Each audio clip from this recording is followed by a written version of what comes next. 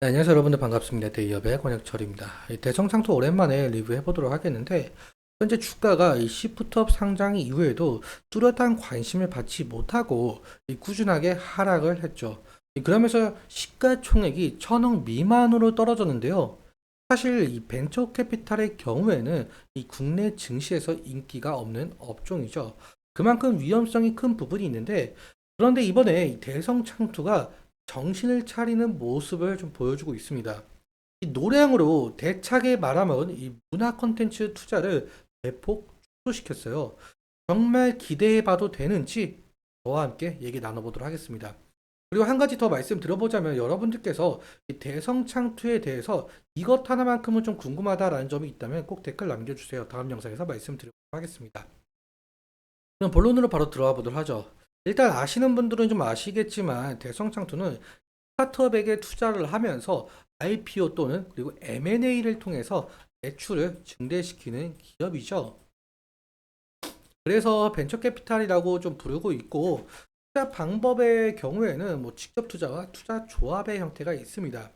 직접 투자의 경우에는 말 그대로 직접적으로 투자를 하는 것이고 투자 조합의 경우에는 여기 보시는 개인기관 정부 그리고 창업자 회사가 자금을 모아서 조합이라는 것을 만듭니다.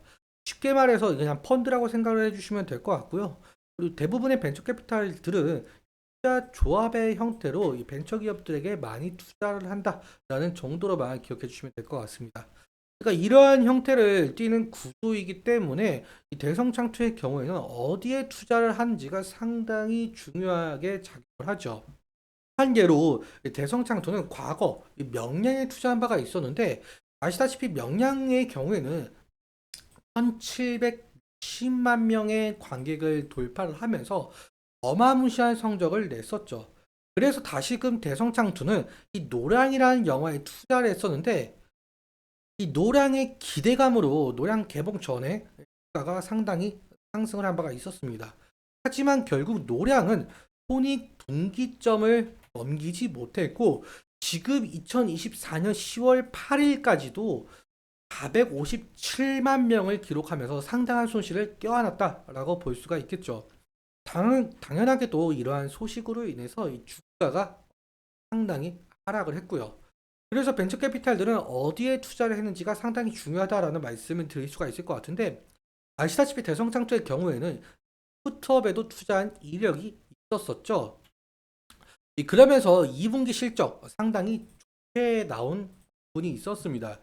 이게 제가 반기 보고서를 좀 가지고 왔는데 여기 보시면은 영업수익이 86억 원이 찍혀 있어요.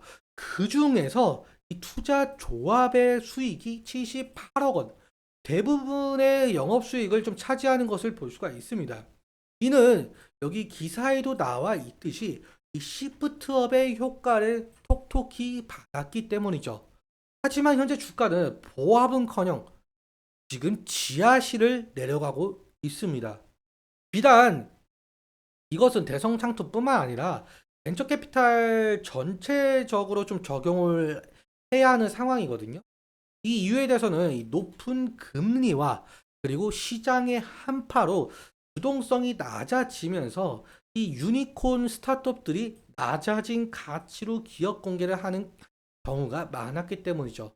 하지만 이 9월부터 시작한 이 미국의 금리 인하, 이 금리 인하가 시작이 되면서 자금 조달 측면에서 호재가 될 가능성이 있을 것 같습니다.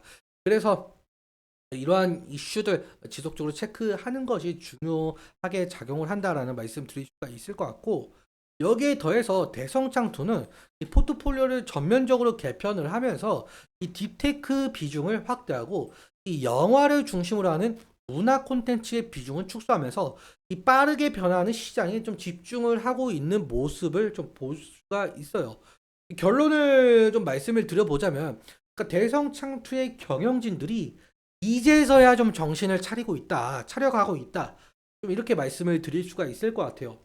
과연 대성창투가 경영진들이 어디에 투자를 하고 그리고 앞으로 어디를 엑스트할지 상당히 궁금하지만 정신을 좀 차리는 모습을 보여줬기 때문에 뭐 대성창투 앞으로 상승할 가능성이 좀 높지 않을까 이렇게만 말씀을 드릴 수가 있을 것 같아요. 하지만 대성장투가 투자를 잘못을 하게 된다면 당연하게도 하락을 하게 되겠죠. 이러한 점들 좀 인지해 주시면 좋을 것 같습니다. 좀 기술적인 측면 좀 보면서 마무리 짓도록 할 텐데 오늘 대성장투가 마이너스 1.26% 하락을 한 바가 있습니다. 이는 좀 시장의 영향을 좀 많이 받은 것으로 보이고 있는데 이 코스피 같은 경우 마이너스 0.61% 하락을 했고 코스닥 같은 경우는 마이너스 0.35% 하락을 한 바가 있었었죠. 지금 시장이 마감이 되었지만 지금 현재 미국 시장의 영향도 좀 상당히 받고 있는 모습을 좀 볼 수가 있어요. 아무래도 이 미국 시장이 한국 시장에 영향력을 좀 상당히 끼치다 보니까 그래서 이러한 시장의 오늘 같은 경우는 영향을 받았다 이렇게 말씀을 드릴 수가 있을 것 같고 일반적으로 대성창투의 경우에는 지지 라인이 상당히 중요하겠죠.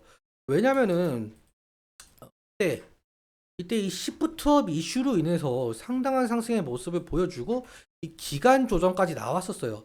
기간 조정이 나오고 나서 이 시프트업이 한 7월쯤에 상장을 했었는데 시프트업이 상장을 하자마자 어마무시하게 하락을 했습니다. 몇 퍼센트까지 하락을 했냐? 약 46%, 약 한 50% 정도까지 빠진 모습을 우리가 확인을 할 수가 있습니다. 아무튼 이제는 지지라인이 상당히 중요하기 때문에 이 지지라인 같은 경우는 우리가 이 구간과 이 구간을 볼 수가 있을 것 같아요. 그래서 이 가격 라인대를 좀 이탈하게 된다라고 한다면은 리스크적인 관리는 해야 될 것으로 보이고 있고 그리고 오늘 윗꼬리가 달린 부분이 11 이평선 부분이거든요. 11 이평선 부근을 강한 거래 대금을 통해서 이 돌파를 해 준다라고 한다면 61 이평선까지는 구간까지는 좀 올 수 있지 않을까라는 생각이 들고 있고 그리고 만약에 61 이평선까지 돌파를 해 주게 된다면 우리가 이 구간까지는 좀 바라볼 수가 있을 것 같습니다. 하지만 이 구간들 모두 돌파를 해주지 못한다라고 한다면 이 구간에서 횡보를 할 가능성도 높아요. 그러니까 여기 이 박스권 구간이죠. 이 박스권 구간에서 좀 횡보를 하면서 물량 소화가 진행이 된다면 어느 정도 상승의 힘이 강해질 또 염두에 두시는 것도 좋을 것 같습니다. 이렇게까지 오늘은 말씀드려 보도록 하겠고요. 그리고 종종 여러분들께 이 대성창투를 통해서 영상 제작해가지고 대성창투의 이슈들 풀어드리려고 하니까 지켜봐 주시면 정말 감사할 것 같습니다. 그리고 오늘 제가 말씀을 드렸던 내용들과 그리고 차트적인 부분들에 대해서는 제 개인적인 견해가 상당 부분 있기 때문에 여러분들의 주관적인 견해와 함께 투자를 현명한 선택하셨으면 좋겠습니다. 오늘도 시청해주셔서 감사하고 지금까지 데이먼토 권혁철이었습니다.